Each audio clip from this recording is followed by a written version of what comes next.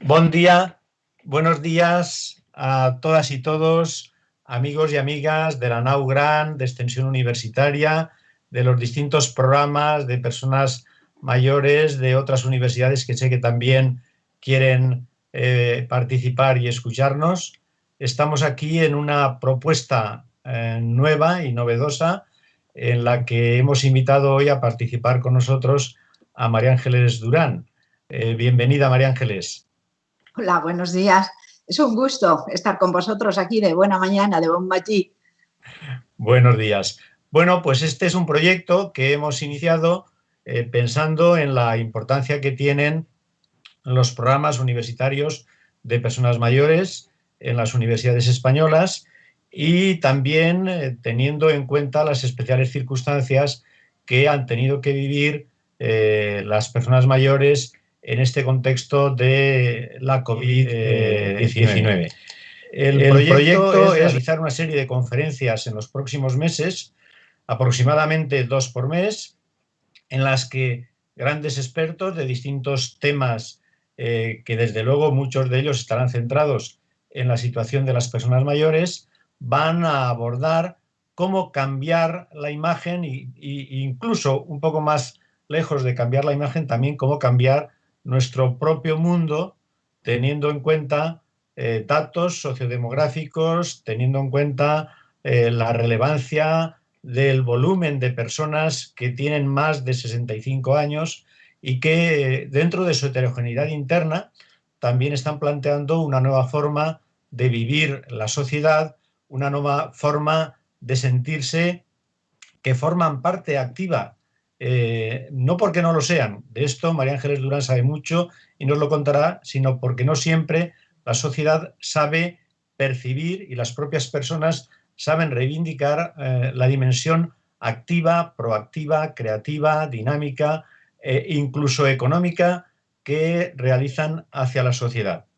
Para ello tendremos que cambiar muchos clichés, muchos tópicos, cambiar prejuicios, cambiar edadismos o viejismos, como también le gusta decir a María Ángeles Durán, y al mismo tiempo atender a otra serie de aspectos que son relevantes, como la pandemia de la soledad. De la pandemia de la soledad veníamos hablando ya hace tiempo, antes de que COVID-19 nos confinara en los hogares, o la pandemia de la dependencia, que también es otro aspecto sin duda importante.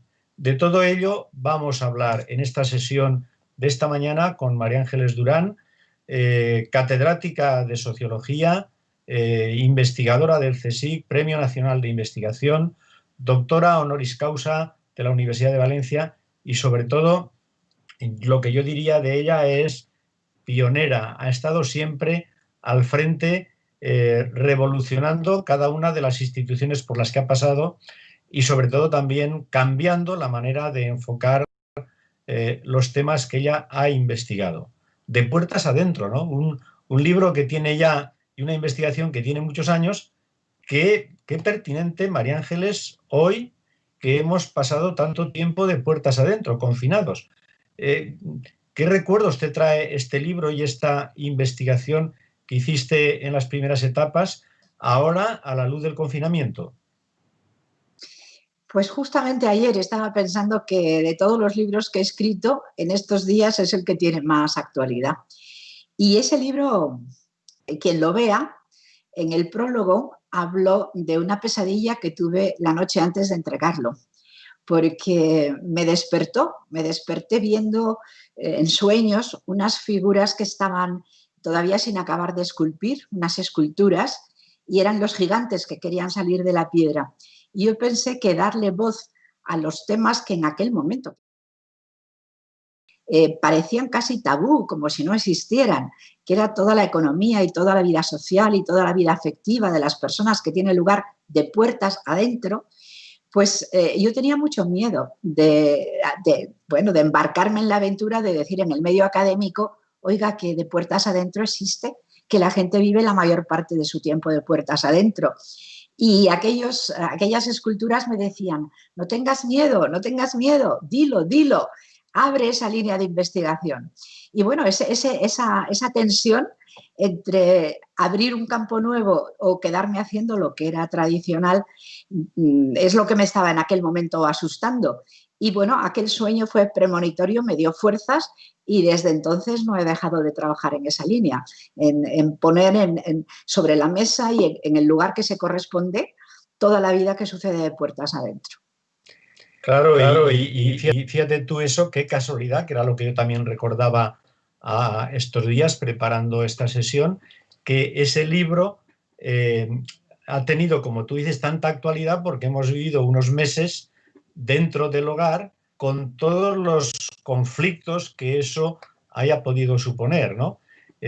Sin duda, habría que hacer ahora otro de puertas adentro, tanto para ver la perspectiva histórica del cambio como para qué ha podido suponer este confinamiento en las relaciones interpersonales, en la dimensión económica del hogar, el trabajo invisible, cómo se ha transformado.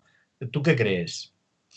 Pues verás, yo creo que estamos ante una incógnita, porque si solo hubieran sido los 3 meses que nos hemos pasado, casi 4, de puertas adentro, pero el tema es que no sabemos cuántos meses nos quedan o cuántos años en que vamos a seguir impactados.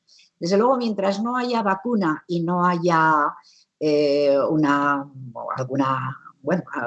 algún medio farmacéutico que nos permita luchar con éxito contra el coronavirus, no solo cuenta lo que ya hemos pasado, sino todo lo que nos falta por pasar. Y cuanto más vaya a durar este periodo, más impacto nos va a dejar. Nos ha dejado impacto en este tiempo, sin duda ninguna, pero es que nos puede dejar mucho más todavía. A mí me impresionaba el otro día la imagen que decía un alto ejecutivo de una compañía aérea diciendo: impresiona ver todos los aviones posados en tierra. Esa sensación de que nuestros pájaros de acero, que eran como un orgullo de nuestra tecnología, algo que nos cambiaba tanto la vida, todos es como si les hubieran roto el ala y están todos tirados por tierra, no pueden levantar vuelo. Nosotros tenemos, aunque tengamos los pájaros tocados en tierra, tenemos que levantar el vuelo de todos modos. Y porque nosotros tenemos la capacidad de imaginación, no somos el pájaro de acero, ¿no? Nosotros tenemos una cabeza, tenemos un corazón, tenemos que levantar vuelo, sean cuales sean las circunstancias que nos toque vivir. Y en eso estamos, pensando a ver cómo nos reinventamos y cómo reinventamos nuestra economía, que en estos momentos es un objeto de preocupación tan fuerte, pero no solo la economía. Si esto dura, vamos a tener que cambiar desde los diseños urbanísticos, vamos a tener que cambiar el modo de expresar nuestro afecto y nuestro cariño, porque lo hemos hecho con un contacto muy físico y eso va a tener muchas limitaciones. En fin, nuestro ocio, todo, nos tenemos que repensar enteros. Lo hemos ensayado, pero a todo correr y sin hacerlo a propósito, cada día inventando una chapuza para sobrevivir durante estos meses, pero quizá haya que pensárselo más en serio y decir, no, es que no es un cambio de una temporada, es que es un cambio de época. Y en ese cambio de época en el que tenemos que levantar el vuelo, María Ángeles siempre con esta visión positiva, después de analizar la dimensión dramática, levantar el vuelo, reinventar. En esta reinvención, ¿qué papel crees tú que juegan las que llamamos personas mayores? Porque tampoco tenemos un lenguaje adecuado, ¿verdad?, para hablar de esta realidad sociodemográfica nueva que se produce en la segunda mitad del siglo XX y ahora en el XXI. Pues a mí me gustaría que en otra de estas sesiones, Ariño, inventases algún poeta, porque no tenemos palabras, tenemos muy poquitas palabras para referirse a las personas que, como es mi caso, tenemos más de 65 años y como es el tuyo, y supongo que el de muchos Sí. oyentes, ¿no? Bueno, ahora tendría yo a lo mejor que ser un poco así, decir, no se nos nota, pero sí, se nos nota estupendamente que tenemos más de 65 y con orgullo, ¿no? Sí, pero mira, los esquimales tienen más de 30 palabras para definir el color de la nieve. porque la nieve es importante para ellos. Tienen que saber perfectamente si es nieve quebradiza o es nieve firme, ¿no? Nosotros es como si solo tuviéramos una palabra para la nieve, que es los mayores de 65. Pero es que somos 9 millones. 9 millones en un país de 47, eso es mucho. Y además vamos a ser más todavía. De modo que hay que inventar lenguaje, porque no es lo mismo ser mayor de 65 que mayor de 80, que tener buena salud que no tenerla, que tener estar viviendo sin intentar más que sobrevivir, o estar viviendo con una proyección y con muchas ganas todavía de aventura, de risas, de innovación. No, necesitamos mucho vocabulario porque somos muy heterogéneos y una de las maneras de avanzar el conocimiento es precisamente crear palabras para definir situaciones que están todas metidas a mogollón en el mismo saco y que son, sin embargo, muy distintas. Es decir, que realmente se ha creado metafóricamente como un territorio que todavía no está explorado, ¿no? ¿No te parece?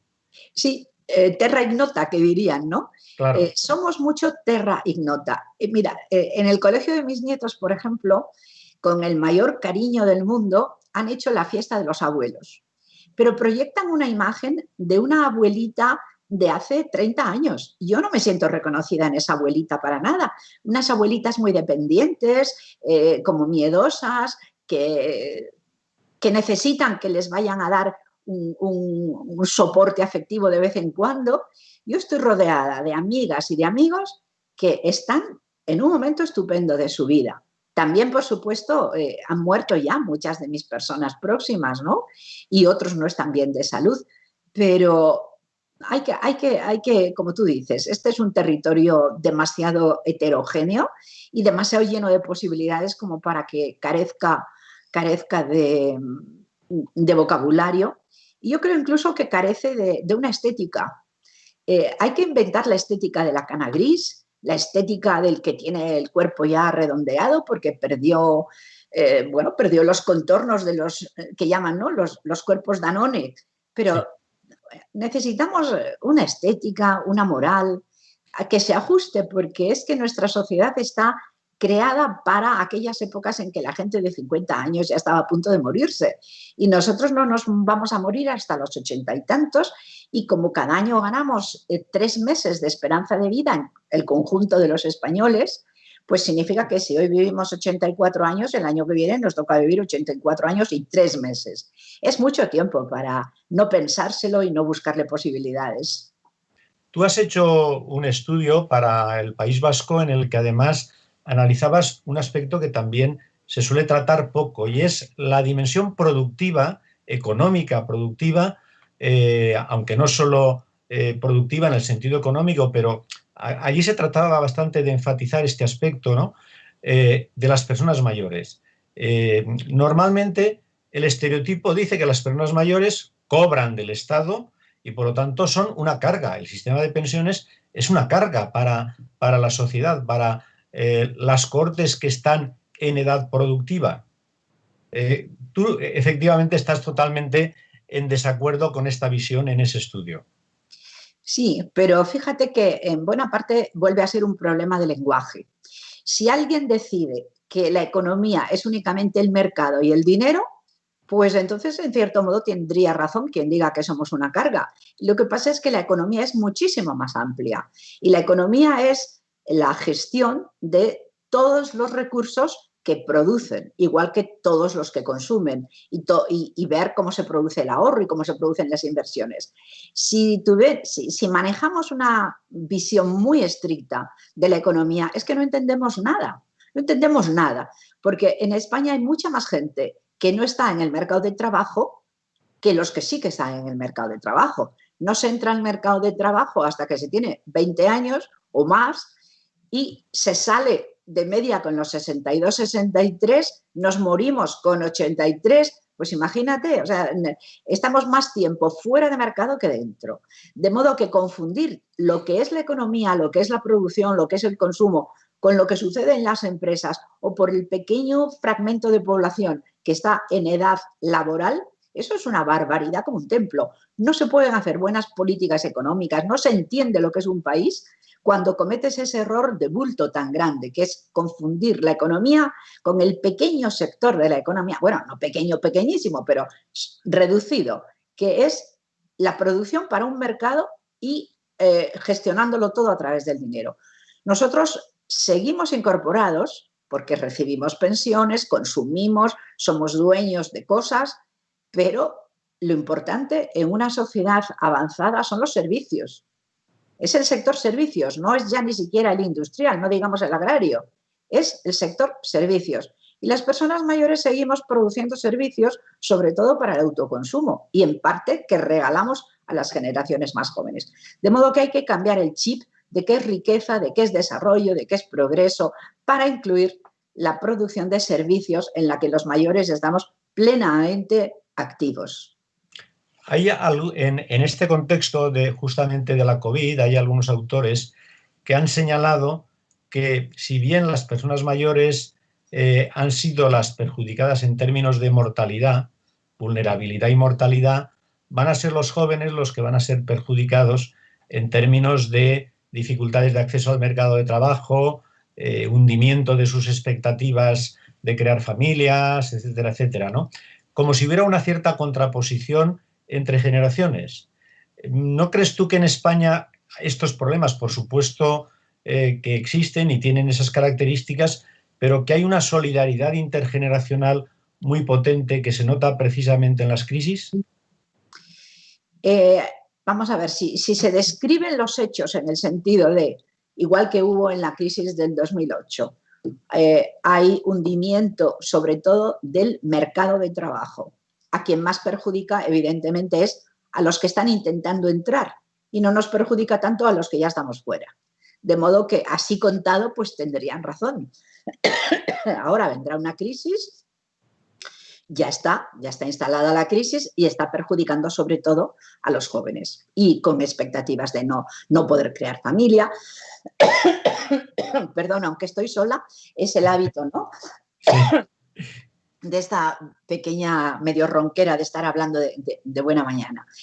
Eso es cierto, pero en la crisis del 2008 las personas mayores que tenían los ingresos modestos pero estables y garantizados hicieron un ejercicio de agilización, de flexibilización, de reparto, de solidaridad extraordinaria. Lo que los bancos, en esta crisis los bancos están siendo un poquito más rápidos, más listos, aprendieron que las tardanzas de la crisis anterior fueron muy malas, y ahora están siendo un poco más flexibles y más rápidos. Pero en aquel momento fueron sobre todo las pensiones las que se repartieron y sirvieron para tapar agujeros y para hacer préstamos dentro de las familias. Ahora yo creo que pasará exactamente igual. Ya estamos todos pensando, bueno, yo tengo este fondo de pensiones, yo tengo esta pequeña propiedad o este ahorro o esta pensión fija, le ha pasado esto a mi hijo, este negocio está muy mal, a lo mejor tiene que cerrar, ¿cuánto le van a cobrar de intereses? Los mayores en España, no digo en otros países, esto lo digo a favor de España. Claro. En España los mayores son muy solidarios con las generaciones siguientes.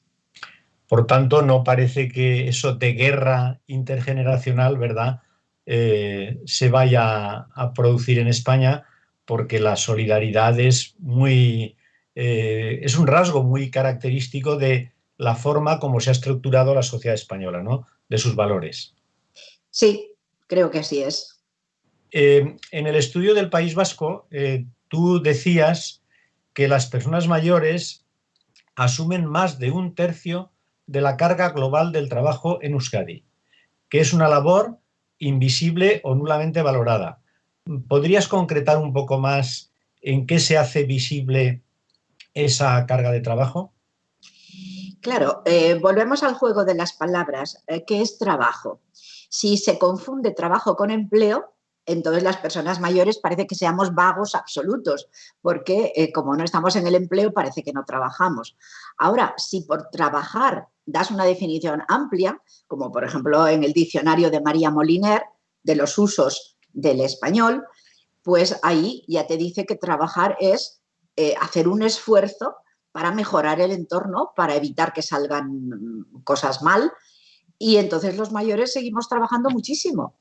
Mira, solamente si el cuidado de las personas dependientes o enfermas dejaran de hacerlo personas mayores y se pagase con personas que fueran funcionarios de la seguridad social, médicos, trabajadores sociales, etcétera, ¿cuánto tendrían que aumentar nuestros impuestos? Tendrían que aumentar el IRPF muchísimo, muchísimo, pero eso lo están haciendo gratis.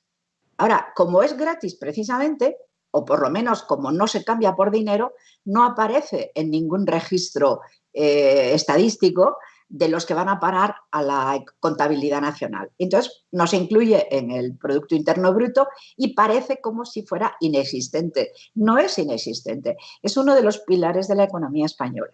Ahora, insisto, es un juego de palabras. Si el dueño de la palabra decide que trabajo es solamente el trabajo pagado para una empresa, entonces los mayores, evidentemente, no entramos en eso. Ahora, no hay que jugar ese juego, hay que desmontar el juego.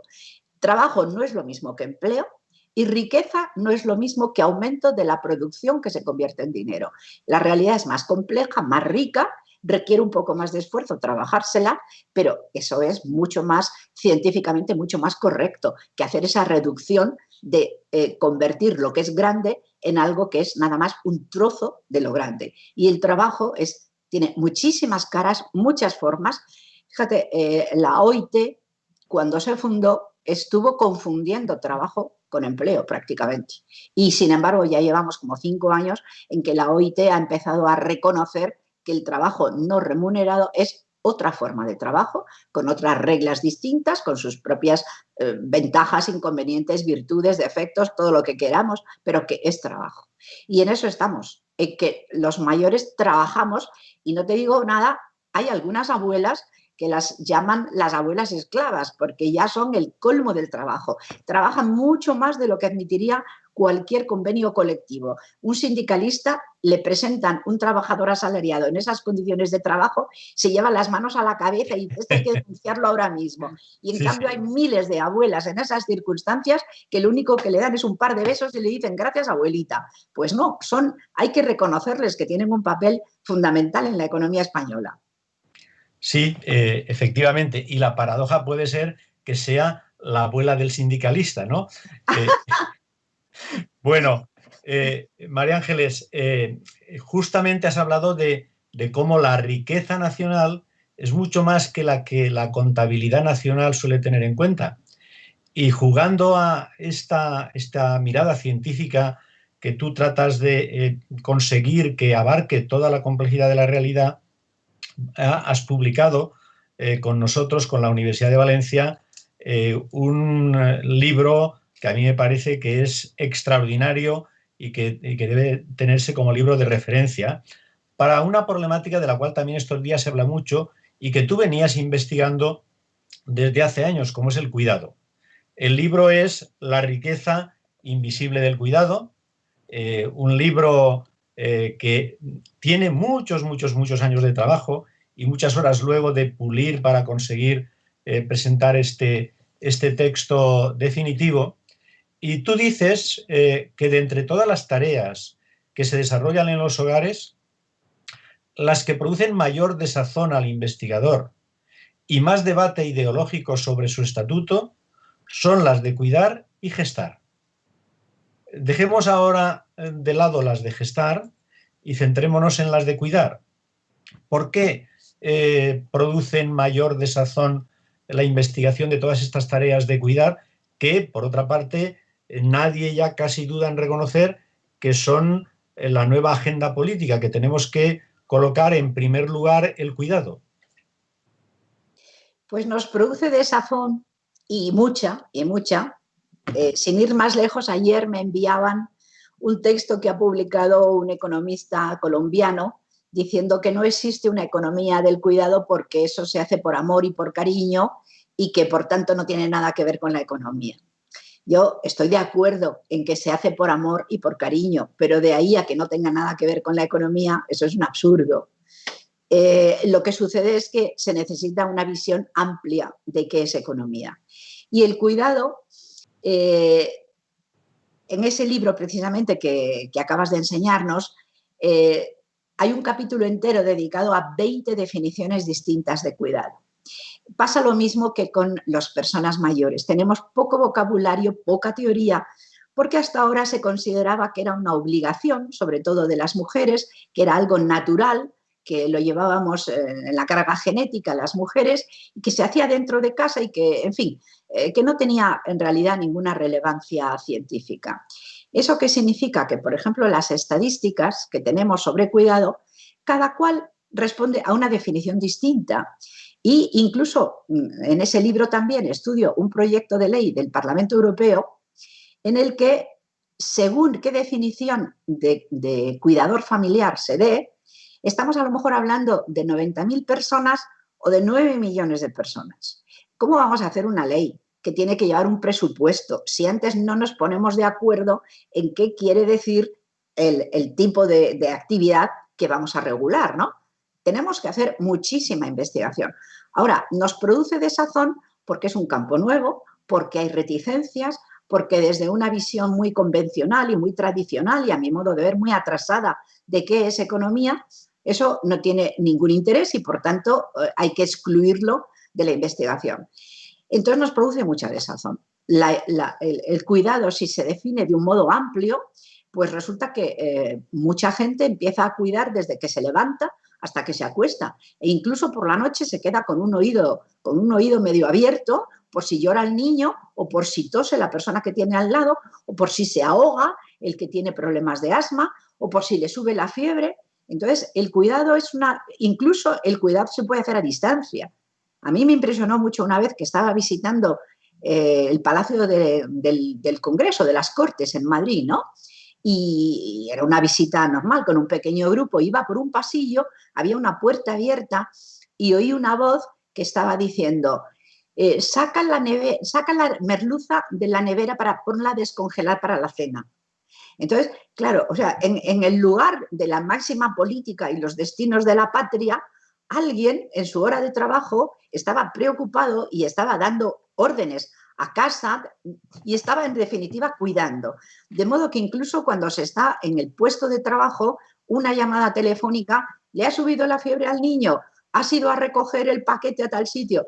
El cuidado puede hacerse a distancia, fragmentariamente, intermitentemente, con unos grados de intensidad grandísimos, de variables, con más saber, con menos saber. Es una actividad muy compleja que no está analizada.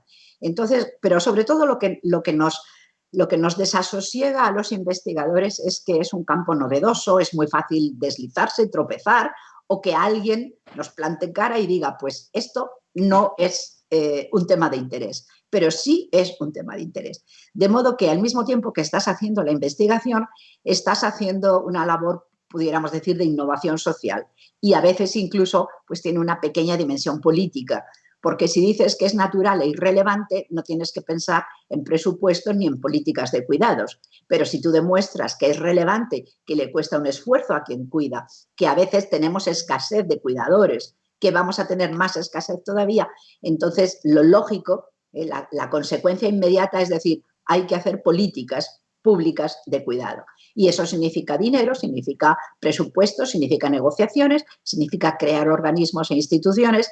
Y, en definitiva, no es la investigación por la investigación, es una investigación dirigida a mejorar la vida y, por tanto, bueno, tiene su gracia y su dificultad, todo en el mismo paquete.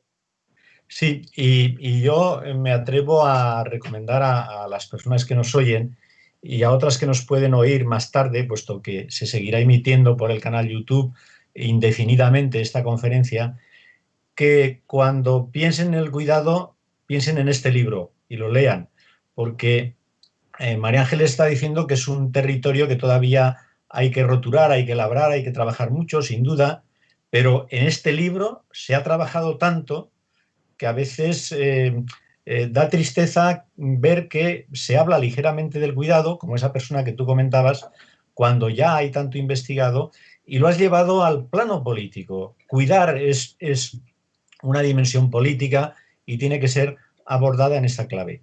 Bueno, pues para que entremos un poquito más en esta cuestión del cuidado, leo que has escrito: habrá que construir la sociedad para una población en la que estar casi bien de salud, lo pones entre comillas, estar casi bien de salud sea lo más frecuente, adaptándose a esta condición en todos los planos, desde el laboral hasta el urbanístico. O sea que esto que ahora ya se nos ha puesto la etiqueta de vulnerables, somos vulnerables porque tenemos más de 60 o 65 años, ¿verdad? Bueno, tú lo habías dicho de otra manera. Muchas personas que tienen más de esa edad, una parte importante de su vida van a estar casi bien de salud, ¿no? Claro, ese casi bien es ya la parte de cuidado que se va a necesitar. Y el cuidado tiene muchas dimensiones: laboral, urbanística. Vamos a entrar un poco a desgranar esta temática. ¿Quiénes son las personas necesitadas de cuidados, según tu definición? Las características más demográficas más significativas de las personas necesitadas de cuidados. Bueno, necesitados de cuidados estamos todos. Todos estamos necesitados de cuidados. Sí damos por cuidado una definición amplia, que es preocuparse de que el otro esté bien y no tenga problemas, no tenga dificultades, no le suceda nada malo.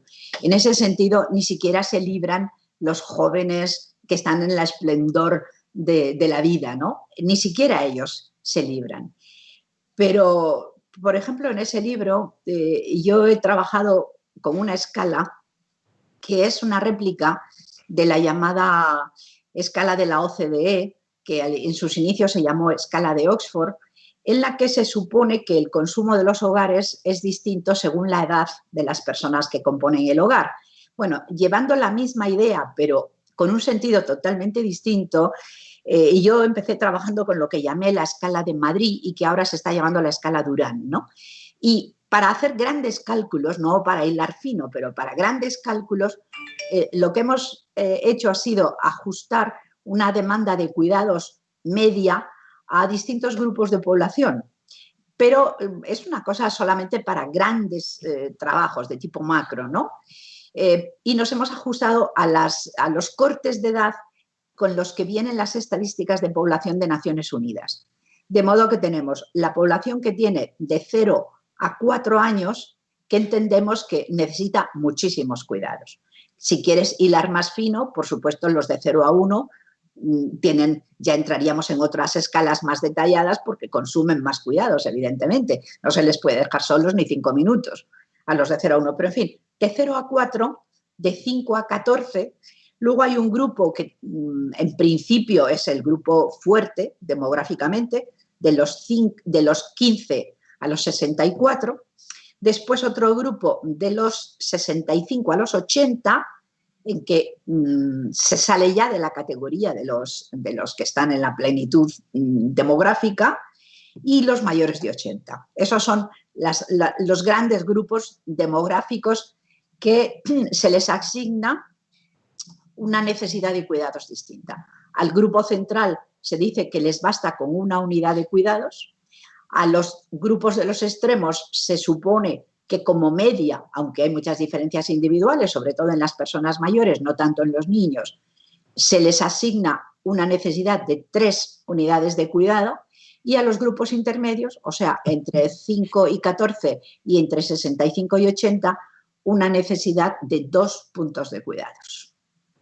Muy bien. Por supuesto, después hay que hacerlo mejor porque hay dependientes en cualquier edad y según el grado de dependencia, en fin, tienen distintas unidades de cuidado necesarias. Pero para grandes cifras podríamos funcionar con esa escala. Como pueden comprobar, cuando María Ángeles Durán dice de exploración científica, se trata de pesar, medir, contar, ¿verdad? Analizar. Es una tarea rigurosa. La otra cara sería ¿quién cuida? Ayer vi una manifestación en la que las preguntas eran ¿y quién cuida a los cuidadores? Era una reivindicación de los cuidadores. Con los trabajos que tú has hecho, esta parte también la has elaborado mucho. Principalmente hoy en España, ¿quién cuida? Pues hay dos grandes grupos de cuidadores. Los que cuidan y lo hacen por razones no monetarias, o por lo menos no es un intercambio directo de dinero, y los que lo hacen como forma de profesional de trabajo. Entre los trabajadores que cuidan remuneradamente, los profesionales del cuidado, hay un grupo muy importante que en España está muy en candelero precisamente porque la pandemia le ha afectado mucho, que son los empleados de hogar que van a los domicilios a cuidar. Eh, Antes solamente existía la fórmula del cuidador que está pagado por el patrono, o sea, por la persona, el jefe del hogar al que va a prestar sus cuidados. Pero ahora esto ya es mucho más complicado porque muchos ayuntamientos tienen servicios municipales de ayuda a domicilio. Y ese es otro sector. En buena parte estos trabajadores han salido de los antiguos empleados de hogar, pero tienen algo más de cualificación y sobre todo tienen una sindicalización muchísimo más eficaz que los trabajadores que son empleados de hogar. Porque los empleados de hogar en buena parte son empleados por horas, no tienen un trabajo fijo, están en varios hogares, están muy pocas horas en un sitio y en otro, horas semanales. Entonces, los trabajadores que estén a jornada completa cuidando en hogares son pocos, mientras que los trabajadores de los ayuntamientos están a jornada completa, aunque se repartan entre varios hogares, prestando las ayudas a domicilio. Este es un grupo muy grande porque prestan cuidados directos, casi incluso corporales, ¿no? De atención a la higiene o, en fin, de dar de comer. Este es un grupo muy característico, pero en buena parte también son trabajadores de cuidado, los trabajadores de la sanidad y los trabajadores de la enseñanza y los trabajadores de los servicios sociales. Estos son los grandes grupos. Ahora, todo este gran grupo junto es una pequeñísima parte, si se mide en horas, del total de las horas de cuidado que se prestan en España. Claro, tendríamos que definir exactamente, por ejemplo, si una cuidadora de guardería o una profesora de enseñanza de primaria lo consideramos en este grupo o no. Tendríamos que ver si metemos o no, por ejemplo, pues a los que hacen fisioterapia, a los que hacen, yo qué sé, toda la gama de los sociosanitarios, incluso algunos de hostelería podrían incluirse. Tendríamos que ponernos de acuerdo en qué incluimos. Ahora, en cualquier caso, incluso si hacemos un grupo muy, muy grande de personas que cobran por cuidar, a pesar de eso, probablemente estamos hablando del 10%, en el mejor, o sea, en el más amplio de los casos. Y el 90% del tiempo restante de cuidado que consumimos es tiempo producido o bien por nosotros mismos, que es otra categoría importantísima que en el futuro va a tener mucha importancia, o bien tiempo que nos regala alguien. Y de entre lo que nos los regalan, está los que nos lo regalan porque son de la familia o son amigos, que es el grueso, esta es la gran categoría, pero tampoco hay que desdeñar los que nos lo regalan porque sí, sin conocernos, o que por lo menos no nos conocían al principio de empezar a darnos cuidado, que es el voluntariado. Entonces, tenemos, por tanto, dos grandes grupos, pagados, no pagados.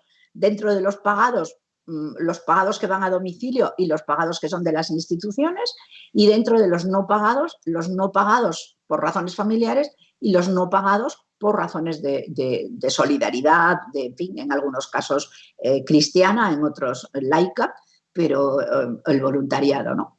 Esos son los grandes grupos. Si recordamos, por ejemplo, la encuesta de dependencia, ya un poco antigua, bastante, pero en fin, la del 2008, cuando se le preguntaba a los dependientes quién era su cuidador principal, solo en el 2% de los casos era una persona enviada por el Estado. O sea, con los impuestos, solo, de acuerdo con esa encuesta, estamos pagando un 2% como cuidador principal. Eso no quiere decir que no hubiera otros cuidadores pagados con nuestros impuestos y a través del Estado que ofrecían ayudas parciales, pero no como cuidador principal. O sea, si el 2% estaban enviados por el Estado, es que el 98% restante no lo era. Y de ese 98% restante había una proporción que eran pagados por la propia familia, sobre todo empleados de hogar, pero la inmensa mayoría era trabajo no remunerado de las personas del hogar. Ahora hay otra versión que es persona familiar que te cuida y recibe una pequeña ayuda del Estado, con lo que también es otra situación intermedia. Pero en muchas comunidades a la persona que cuida al dependiente se le está dando al mes poco más de 300 euros. Y 300 euros pues son bienvenidos quien los recibe, pero evidentemente quien cuida por 300 euros sábados, domingos, festivos, por la noche y por la mañana, pues es alguien que sobre todo lo está regalando. Le dan una pequeña compensación, pero básicamente es trabajo gratuito. Sí, así es. Y subrayas también que dentro de esta categoría de personas cuidadoras que básicamente están en el hogar, los mayores, las personas mayores, asumen más de 1/3 de la carga global del cuidado. Sí, porque las personas mayores tienen una disponibilidad de 8 o 10 horas diarias que no tenían cuando estaban en el sector, cuando estaban en el mercado de trabajo. Entonces tienen un tiempo que la población de edad intermedia no tiene, aunque quisiera, es que es imposible.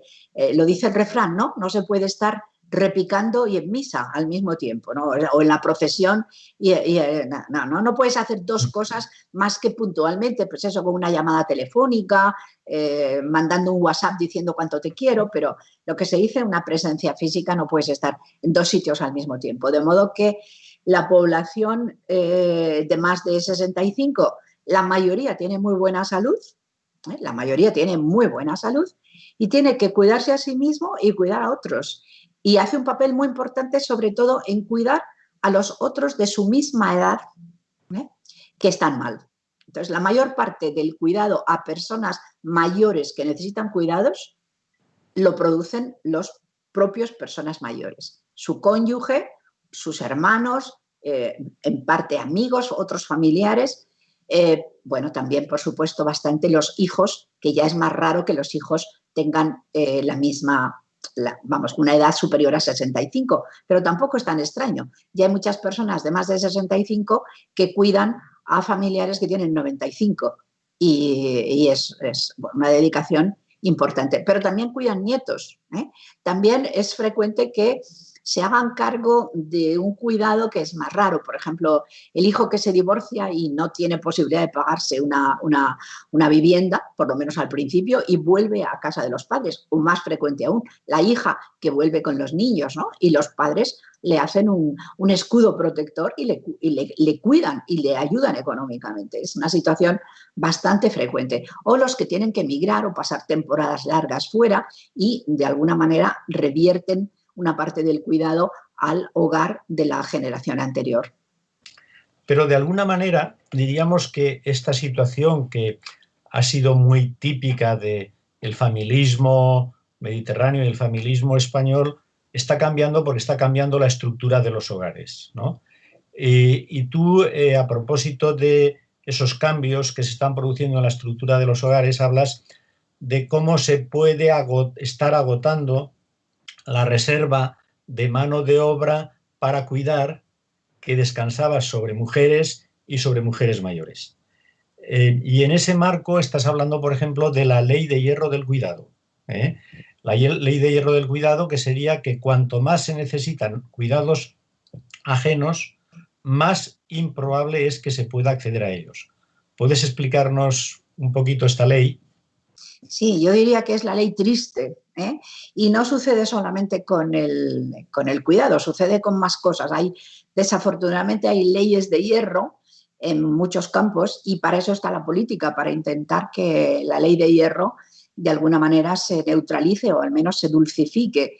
La ley de hierro del cuidado lo que quiere decirnos es que las personas fuertes, jóvenes, con buena salud, con dinero, con empleo, con ciudadanía, sin un historial delictivo, que no producen en definitiva trastornos a la sociedad, estas personas pueden comprarse el cuidado, pero es que además no lo necesitan y es que además tienen alrededor, precisamente porque son jóvenes y saludables, tienen muchísimos recursos a los que pueden tener acceso. Ahora, si esa persona no tiene empleo, por ejemplo, y no puede pagar, y está, por ejemplo, es mayor y se le ha muerto buena parte de lo que antes era su soporte afectivo, no digamos ya si tiene, por ejemplo, una enfermedad que produce miedo, que produce contagio, o no digamos ya si además tiene un historial, por ejemplo, muy conflictivo, de que se haya llevado mal, de que haya sido agresivo, de que, vamos a suponer, por ejemplo, que no tenga papeles, que no haya cotizado nunca para la seguridad social. Cuanto más complicada es la situación, más difícil es que alguien con sus propios recursos pueda recibir cuidados. Se van acumulando y podríamos decir, cada punto de mala situación es un punto que pierdes en la probabilidad de conseguir ayuda por ti mismo. Y esto está relacionado también con el incremento de la soledad. El incremento de la soledad es muy complejo, porque la soledad no es, eso lo dijo muy bien Carmen Alborg cuando escribió aquel libro divertido que se llamaba Solas, ¿no? Sí. Ella distinguió muy bien entre estar viviendo solo y sentir la soledad. La soledad se puede sentir perfectamente siendo un trasto inútil arrinconado en un rincón del que toda tu familia está harto, ¿eh? La soledad no necesariamente se produce viviendo solo. Se puede vivir solo y no tener soledad, tener una vida afectiva buena, creativa, sentirse solidario y sentir que otros tienen solidaridad contigo. Y se puede sentir la soledad en medio de la muchedumbre. De modo que ese es un concepto también para entrarle a fondo. Ahora, lo que no hay duda es que es una causa coadyuvante. Si vivimos en sitios, en cápsulas unifamiliares, no unifamiliares, unipersonales, y tenemos poca relación con nuestra vecindad porque somos de ir y de venir y no lo hemos desarrollado vínculos de comunidad, pues sí, tenemos, y si nos hemos divorciado 1, 2, 3 veces y nos hemos peleado con nuestros ex y nuestras ex, pues efectivamente la soledad es más probable que si vivimos con una familia que no haya tenido estos cortes por los divorcios o que haya sido una familia numerosa. Hay que buscarle fórmulas nuevas. Yo me he hecho de una cooperativa de cohousing y eso que estoy con hijos, con amigos, con familia, muchos hermanos. Estoy en un momento, salvo que soy viuda, estoy en un momento óptimo en ese sentido, de rodeada de afecto. Pero pienso que no hay que tentar a la suerte y hay que, a Dios rogando y con el mazo dando, ¿no? Ahora mismo, por ejemplo, en la casa en la que vivo, pues nos llevamos muy bien, es una casa con pocos vecinos, pero mis hijos viven en el extrarradio. Si me cojo un taxi me cuesta 25 euros ir a ver a mis hijos. Si ellos vienen en metro les cuesta 1 hora de metro llegar hasta aquí. Tengo que ir pensando en una fórmula. Ahora estoy estupendamente, pero dentro de 10 años, bueno, pues no sé si saldrá o no, porque todavía la administración pública, esto del cohousing y una cooperativa de servicios, no lo tiene muy encajado. Creo que con la pandemia se van a espabilar. Las administraciones públicas van a comprender que entre la residencia y la vivienda familiar, sobre todo la unipersonal, tiene que haber situaciones intermedias, hay que pensarlo, hay que favorecer iniciativas nuevas, pero bueno, por si acaso yo ya me he hecho de una cooperativa. Ahí estamos intentando inventar otras maneras de vivir que palien un posible problema de soledad. Muy bien, siempre inventando. Oye, en castellano hay una palabra que ha caído en desuso desde hace mucho tiempo, que justamente permite matizar lo que el inglés sí que matiza, ¿no? Entre esa soledad que puede ser creativa, productiva, querida, y una soledad que sencillamente es una condena. En el castellano antiguo existía soledumbre, soledad y soledumbre, ¿no? Y yo reivindico recuperar esta palabra de soledumbre, porque rima con pesadumbre, precisamente, ¿no? Porque tal vez nos permite ver este matiz de una soledad que no es querida, y que se vive dramáticamente, ¿no? Y que puede generar muchos problemas, como entre ellos a lo mejor ir a la residencia, ¿no? En España lo normal es que la gente no quiera ir a la residencia. Y yo creo que es el momento de que entremos también en esta conversación tú y yo en las residencias, dado el triste protagonismo que han tenido en estos últimos meses, pero no solo por eso, sino porque, como tú muy bien mostrabas, entre la residencia que la inmensa mayoría de la gente no quiere o la quiere como el remedio en la última de las circunstancias, de última necesidad, debería haber soluciones intermedias, favorecer este tipo de proyectos colectivos como tú comentabas. Ahora, la realidad es la que es, y la realidad es que en España hay un mercado de residencias privadas concertadas inmensamente mayoritario y muy pocas residencias públicas, y que, según los datos que hemos podido ver, pues en las residencias, aunque los datos todavía no son muy finos, ¿verdad?, nos dicen que han muerto 19.000 personas de las 28.000 que más o menos estarían registradas. Y por otra parte, la base Momo, que es una base mucho más fina que, como sabes, estudia los registros de mortalidad reales, las defunciones registradas, según la base Momo, habrían muerto un exceso entre marzo, abril y primeros de mayo de 43.000 personas, de las cuales 36.000 son personas mayores de 75, 74 años en adelante, ¿vale?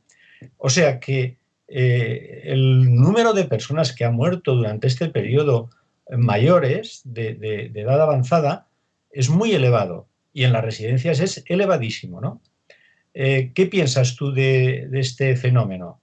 Que está siendo muy controvertido por las órdenes que se constata que se han dado desde determinadas instancias políticas, pero conociendo el funcionamiento de las residencias como tú lo conoces, ¿no crees que también había algo de previsible en que esto pudiera suceder? Porque las residencias, que parecían que eran un modelo convivencial, en realidad eran un espacio de la última etapa de la vida con grave y múltiple morbilidad.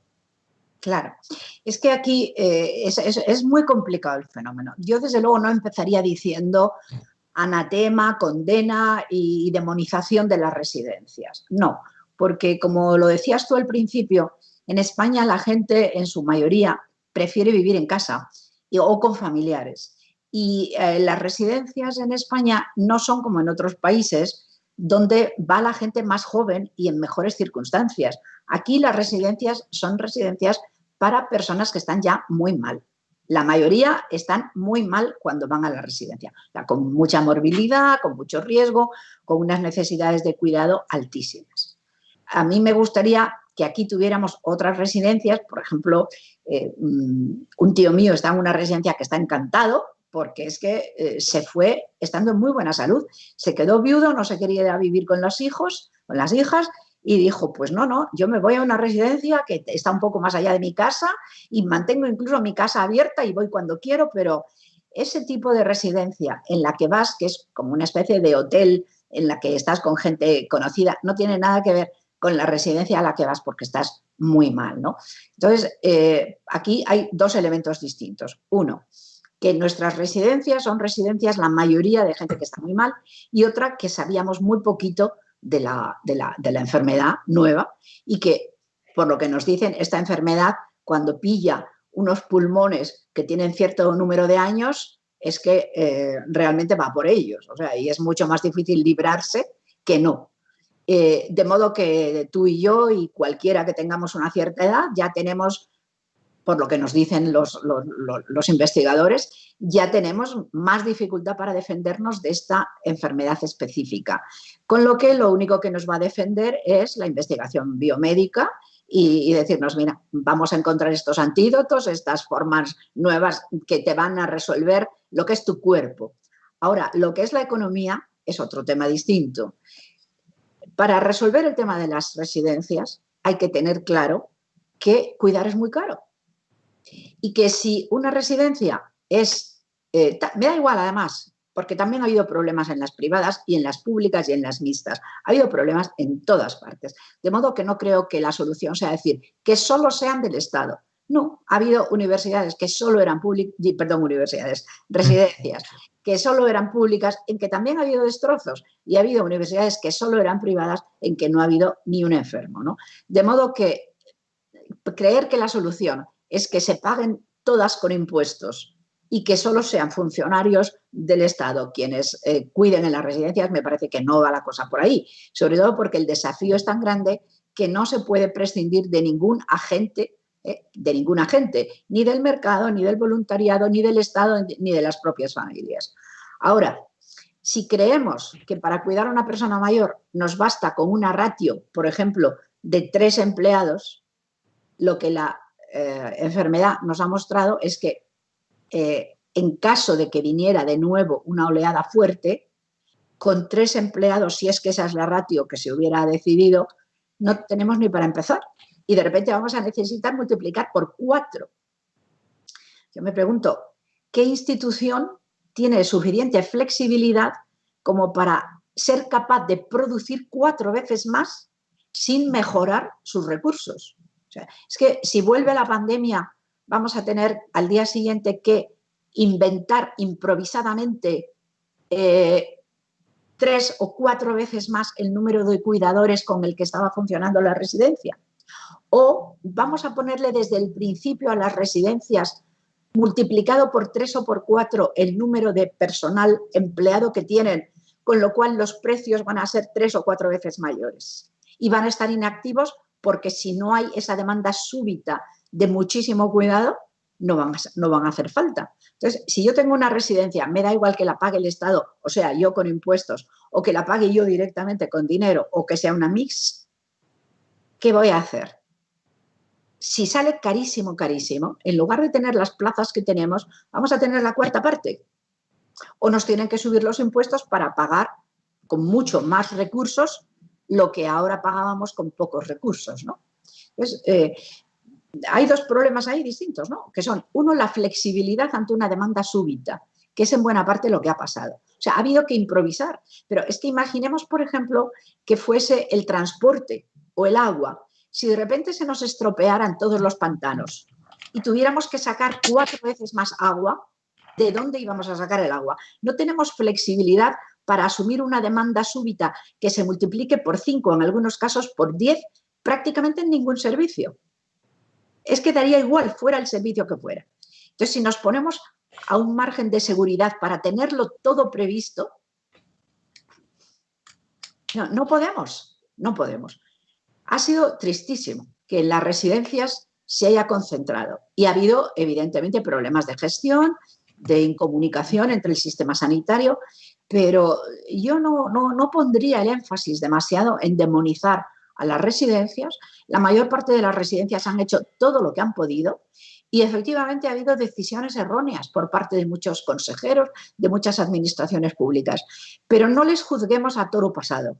Juzguémosles en el momento en que la demanda se multiplica por 10 y los recursos siguen siendo los mismos que eran y que tienen que tomar decisiones. Yo comprendo, si en lugar de ser, por quitarlo de los mayores, ¿no? Vamos a suponer que lo que viene es una epidemia de meningitis en niños. Y yo tengo un niño pequeño, un nieto en mi caso, sería, y que de repente me dicen, no hay los respiradores que se necesitaría o lo que sea que se necesite para una meningitis que afecta sobre todo a los niños o una poliomielitis, ¿no? Y de repente tengamos que multiplicar por 10 los recursos.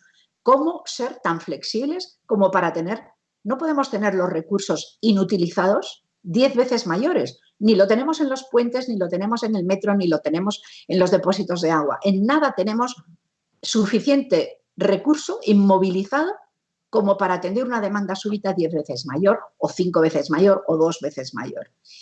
Este es un problema tremendo, tremendo, tremendo. ¿Cómo lo podemos resolver? En parte podemos mejorar los recursos disponibles, pero cuando la demanda sea tan repentina, tan desconcertante, tan desconocida, yo lo siento, algunas de las personas que han tomado las decisiones no son En fin, no son mi esquema ideal, pero no quiero demonizarles, porque todos habríamos tenido muchas dificultades para tomar decisiones cuando no sabíamos exactamente cuál era el alcance y no se nos habían aumentado los recursos y en cambio las necesidades se nos habían multiplicado digo, en algunos sitios por 10, en otros solamente un 30% más. Como tenemos ya esta experiencia de que esto puede suceder también en sociedades modernas avanzadas, es que parecía que esto no podía suceder en nuestras sociedades, ¿no? Sí, todos lo creían. ¿Verdad? No lo podíamos imaginar. Y entonces, si alguien dice ahora que se lo había imaginado, que nos cuente dónde lo había descrito, ¿verdad? Porque no que había dicho que podría haber una plaga, que podría venir el fin del mundo, no, sino que había descrito qué podía suceder. Ahora bien, creo que hemos aprendido que estas sociedades modernas, que tienen sofisticados sistemas de electricidad, de alcantarillado, para proveer bienes básicos, no han previsto una logística para situaciones en que la elasticidad de la demanda varíe mucho, ¿no? No se trata, como tú decías, efectivamente, de tener todos los recursos ahí muertos por si acaso, sino prever cómo movilizaré una logística, ¿no? Y en ese caso, tú y yo hemos comentado en alguna ocasión que, claro, se ha recurrido al ejército, pero ¿y a un voluntariado potente, articulado, no desarticulado como el que tenemos? Tú ahí en alguna ocasión yo te he oído hacer alguna reflexión que me parece que sería bueno que la expusieses ahora. Sí, es que efectivamente los recursos irían a la ruina. Todas las entidades, fueran públicas o privadas, da igual, o sea, la bancarrota, la quiebra, si tuvieran una enorme cantidad de recursos inactivos, inmovilizados cuando no son necesarios. Entonces, ¿cómo conseguir esa flexibilidad? Estar preparados frente a una elasticidad bueno, es como un tsunami o como un terremoto, ¿no? Es lo mismo. Y por eso me ayuda a pensar, por ejemplo, en los terremotos o en los tsunamis. Los tsunamis en los sitios donde son frecuentes tienen unas alertas que en los últimos años han salvado muchas vidas, estas alertas. Yo he visto barcos en medio de una ciudad, en lo alto de una colina, porque un tsunami los llevó allí. Pero esos barcos ya están cayéndose a pedazos porque son muy viejos, ¿no? En los últimos tsunamis no pasa eso, porque aun siendo muy impredecible, algo predecible es. Y pasa lo mismo, por ejemplo, en México el otro día ha habido un terremoto grande y no ha habido casi muertos.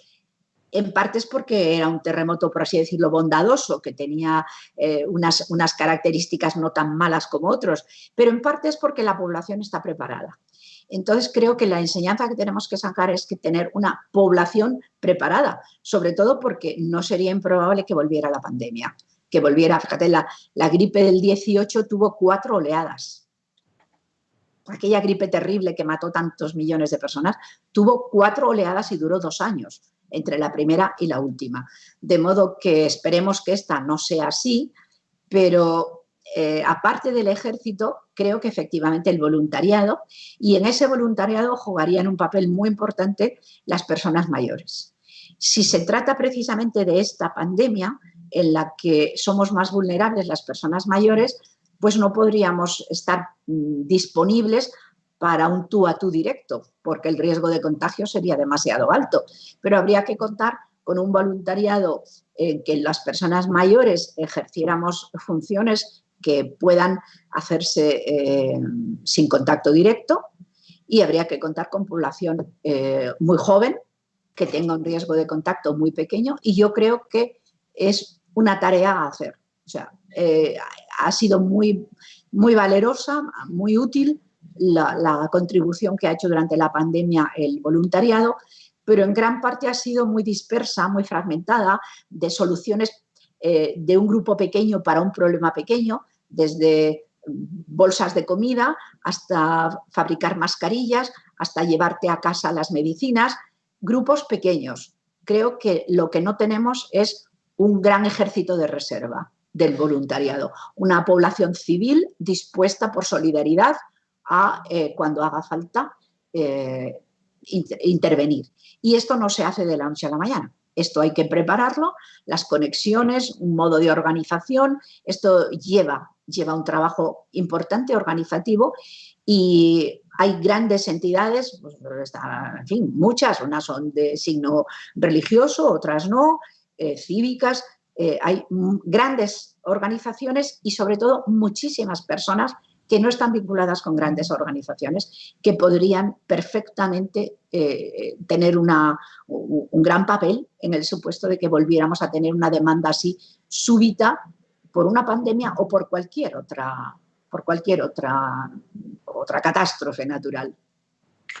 Sí, y aprovechamos para hacer una llamada a que se piense en esta clave política, ¿no? De que en las sociedades en las que vivimos tal vez sería más interesante este trabajo cívico de un voluntariado que trabaja en sus actividades cotidianas, pero también está insertado en una red que hoy telemáticamente sería fácil de coordinar para situaciones de emergencia, ¿no? Yo creo que ciertamente tienes toda la razón.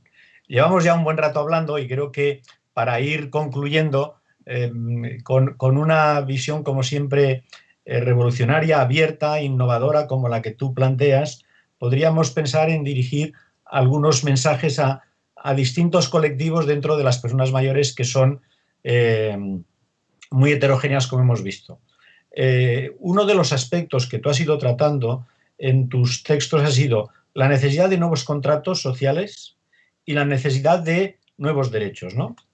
Derechos para las personas que ya se encuentran en una etapa final de la vida, donde ya tienen más espera que esperanza, ¿no? Porque ya, ¿cuál sería, según tu manera de ver, la autonomía, la dignidad de estas personas, cómo se podría reafirmar, ¿no?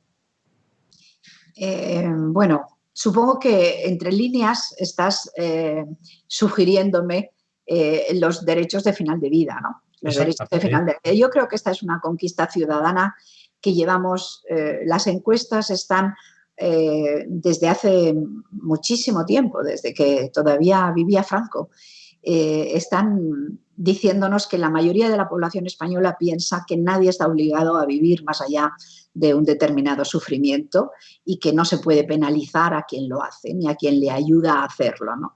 Yo creo que esto es una conquista cívica que nos está esperando. Varias veces se nos ha prometido a la ciudadanía en las campañas políticas, en las elecciones, y después no se ha avanzado gran cosa.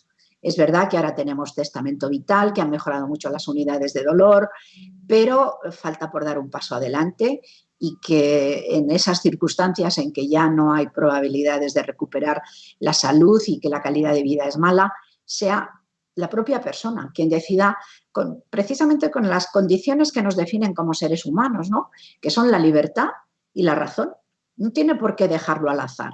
El azar es algo que rige a las piedras, a los gatos. En fin, el azar no es algo que rija los destinos de los seres humanos.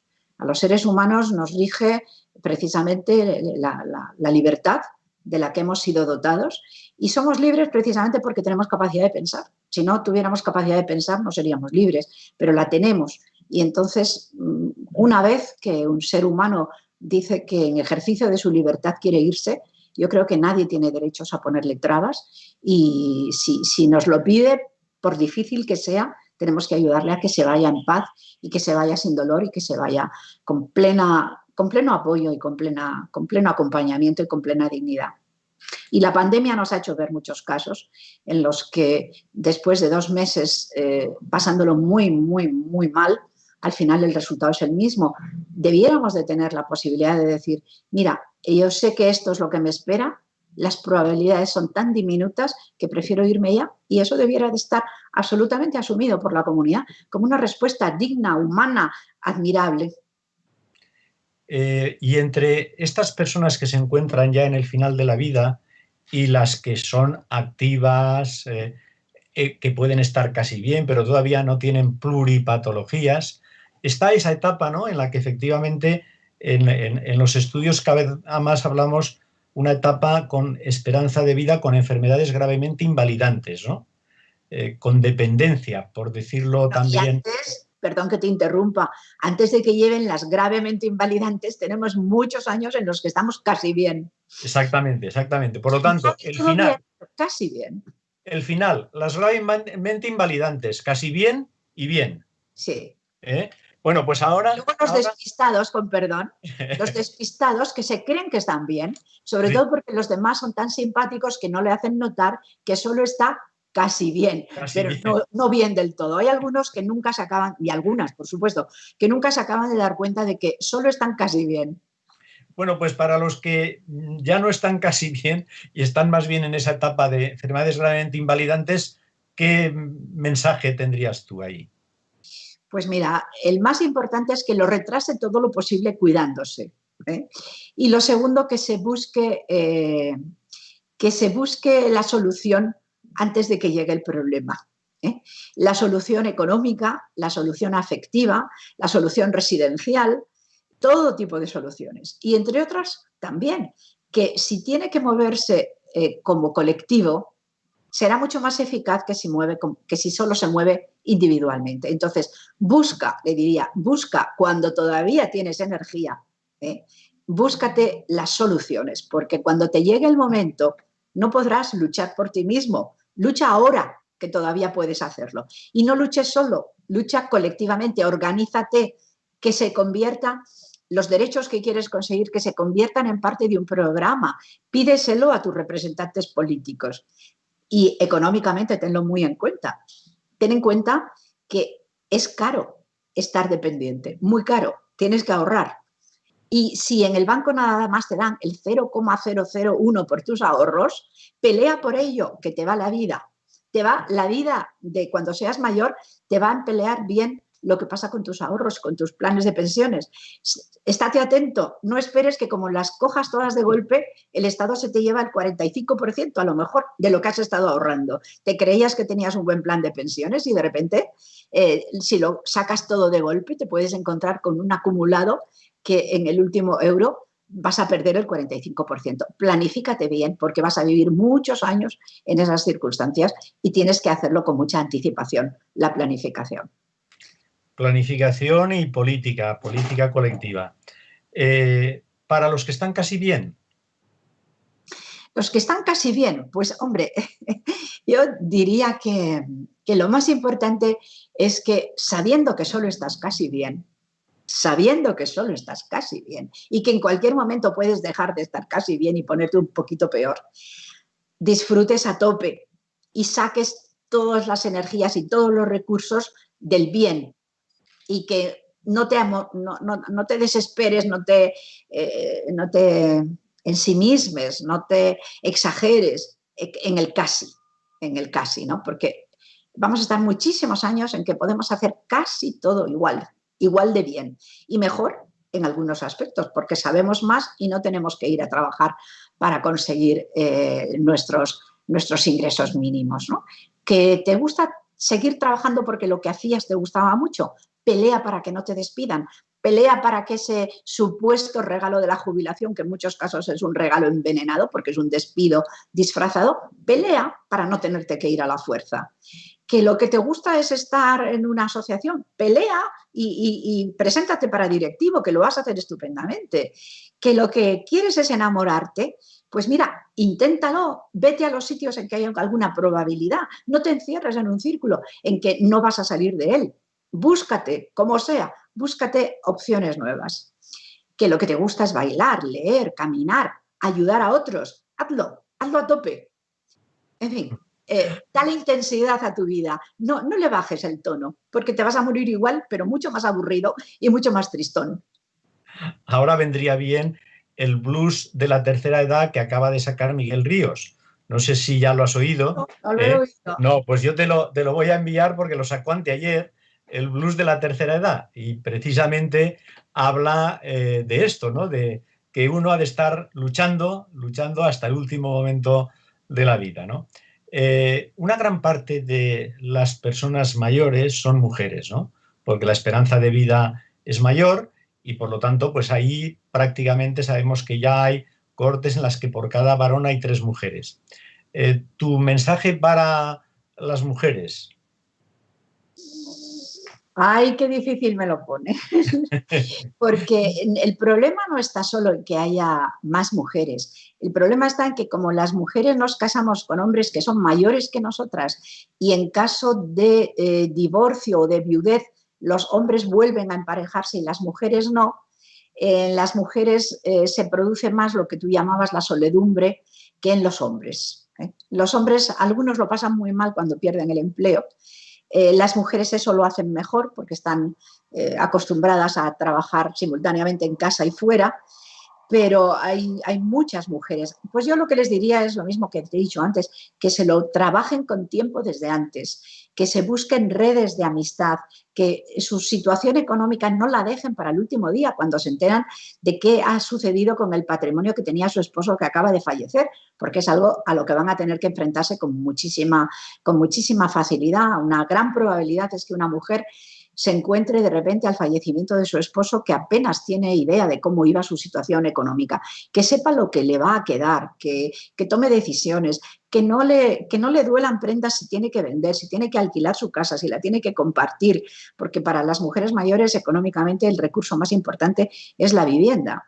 Y cuando se quedan viudas, en muchos casos es que no tienen ni para los gastos de comunidad, que no les avergüence, que se busquen otras ideas, que compartan pisos, que las redes de apoyo con amigas, con vecinas, con los hijos, eso hay que cuidarlo.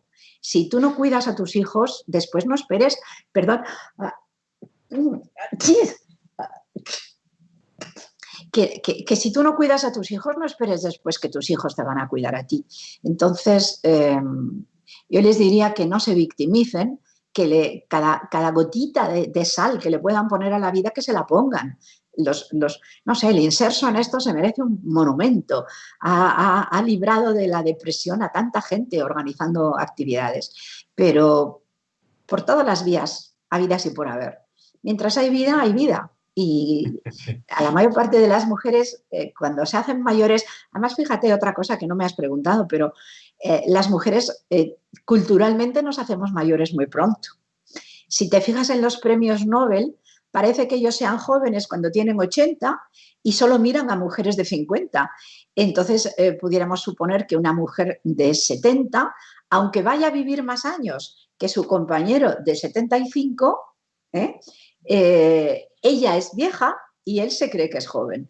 Entonces, a esas mujeres yo les diría, revélate un poco contra esta pauta cultural que te arrincona. Hombre, la cosa no es tan grave como con aquella película deliciosa de La Vuelta al Mundo en 80 días, en que la princesa preciosa la iban a echar a la hoguera porque se había quedado viuda. No, las cosas no son ahora así, son muchísimo mejores, pero algo nos queda, ¿no? Algo nos queda de esa idea de que una mujer mayor es una mujer vieja. Y bueno, en el sentido triste. No, es una mujer que tiene muchos años, mucha experiencia, pero a la mayor parte de las mujeres mayores todavía nos quedan muchísimos años por delante para vivir y hay que vivirlos lo mejor posible. Y si puede ser, la compañía de los amigos, las amigas, la vecindad, los hijos, los grupos en las organizaciones, en las asociaciones. A mí me encanta lo festera que es la sociedad valenciana y la cantidad de vehículos que tiene para participación son estupendos. Hay que reinventar, ¿no? Hay que reinventar una nueva forma de vivir y, por lo tanto, al reinventar, nosotros también vamos a reinventar el mundo. Somos una generación que luchó en su juventud, ¿no? Y le toca seguir luchando ahora, porque las circunstancias son distintas, pero hay que seguir luchando. Tú decías en una entrevista a propósito de COVID, bien, tengo un enemigo nuevo. Sabes lo que es tener enemigos poderosos que te pueden amenazar la vida. Tengo un enemigo nuevo. A ver cómo me defiendo y cómo me reciclo. Porque lo que antes era, no voy a poder seguir siéndolo. Por lo menos no de la misma manera. Cuéntanos cómo te estás defendiendo de este bicho nuevo. Bueno, vamos a ver, una cosa es lo que dices así de puertas afuera y otra cosa es lo que va a la procesión por dentro, así no os quiero engañar. Es duro, es difícil y a mí me ha costado mucho, mucho, mucho. Uf, no lo he pasado bien con esta pandemia. Eh, ¿Qué es lo que he hecho? Pues lo primero he sido bastante estricta con el riesgo de contagio. Entonces me he quedado en casita sin salir a la calle durante 2 meses seguidos. Y he sido prudente con la mascarilla, con las distancias, con la gente a la que veía. Todo eso he hecho lo que estaba en mi mano, lo que estaba en mi mano. Incluso cuando decían que había que llevar guantes, yo usaba los guantes, ahora ya no los uso, pero desde el punto de vista de prevención de contagio he sido exigente, he hecho todo lo que he podido. Pero a mí me ha partido por la mitad la pandemia porque mi trabajo en buena parte ahora mismo es dar conferencias y no solamente en España, sino fuera de España o hacer asesorías, ¿no? A veces de puro voluntariado, otras veces profesionales. Y ahora mismo yo debería estar en Colombia. No he podido ir a Ecuador, no he podido ir a México, no he podido ir a Media Geografía Española, donde tenía previstas conferencias, y me temo que en el futuro las concentraciones de población, como son todas las salas de actos, van a verse muy perjudicadas. Así que estoy mejorando, que era bastante mala, mi capacidad de comunicarme a distancia, por Internet. Gran parte de las reuniones que tenía que haber tenido las estoy convirtiendo en webinars. A la fuerza ahorcan, ¿no? Entonces, yo propondría, antes hemos estado hablando de una movilización para el voluntariado. Creo que hay que hacer otra movilización, que es una especie de campañas de alfabetización, pero en el manejo de los medios de comunicación a distancia. Porque desde encargar la compra de la comida hasta recibir las recetas o hablar con el médico, relacionarnos con la seguridad social y con la Hacienda, comunicarnos con las personas que queremos, divertirnos, todo va a tener que ser mucho más telemático de lo que antes era. Entonces, sobre todo para las mujeres mayores que tenían el nivel más bajo de alfabetización digital, yo creo que tenemos que hacer una inmensa campaña de alfabetización digital. Manejar sin problema estos medios de comunicación. Ahora, en todos los hogares, sobre todo los hogares en que tienen hijos estudiando, se ha planteado el problema de que al mismo tiempo estaban necesitando usar 5 ordenadores. No estábamos previstos ni por la calidad de la cobertura, ni por el número de ordenadores que había en las casas, pero eso hay que resolverlo, porque llega el curso nuevo, vamos a necesitar todos muchísima más no presencialidad en nuestras actividades, de modo que hay que encararlo como un desafío y hay que hacerlo. Y bueno, por otra parte, hablábamos en primera persona, ¿no? Me preguntabas qué he hecho yo. Pues estoy teniendo que hacer un reajuste de intentar ser feliz prescindiendo de algunas cosas que para mí eran muy importantes antes. Por ejemplo, los abrazos. Yo en este encierro, en este confinamiento, he echado muchísimo de menos el tocar, ¿no? El tocar. Yo no sabía que yo era creía que era más a lo inglés, ¿no? Que están así más lejos. Y me he descubierto que soy muy mediterránea, muy, muy mediterránea, incluso casi latinoamericana. Lo he echado mucho de menos. Y tengo que aprender a ser feliz con una dieta, por ejemplo. Me he puesto a dieta, Antonio Ariño, porque la media de los españoles hemos engordado entre 3 y 5 kilos, porque hemos comido cosas que no nos obligaran a ir a la compra de productos frescos, o sea, hemos aumentado mucho la ingesta de productos, por así decirlo, mucho hidrato de carbono, mucha cosa seca y menos ensaladas. En fin, entre que no me he movido y que he comido lo que no debía y el estrés me ha hecho comer más porque es una forma de tranquilizarse y de darse gustos que de otra manera ya no te puedes dar. En fin, me ha impuesto, llevo desde que acaba el confinamiento, imposición de pasear e imposición de hacer una dieta razonable. Y sobre todo, imposición de no pedirle a la vida lo que por lo menos de momento ya no me va a poder dar y tratar de ser feliz. Por una parte es una cosa muy estoica, ser feliz con lo que tengo, ¿no? Ser feliz con lo que tengo. Y variar un poquito y concederme, por ejemplo, la música, el cine, que lo puedo disfrutar muy bien a distancia. Yo antes no era consumidora de tanta proporción de música como lo soy ahora. Muy y bien. más o menos, eso es todo. Muy bien, bueno, es mucho, es mucho.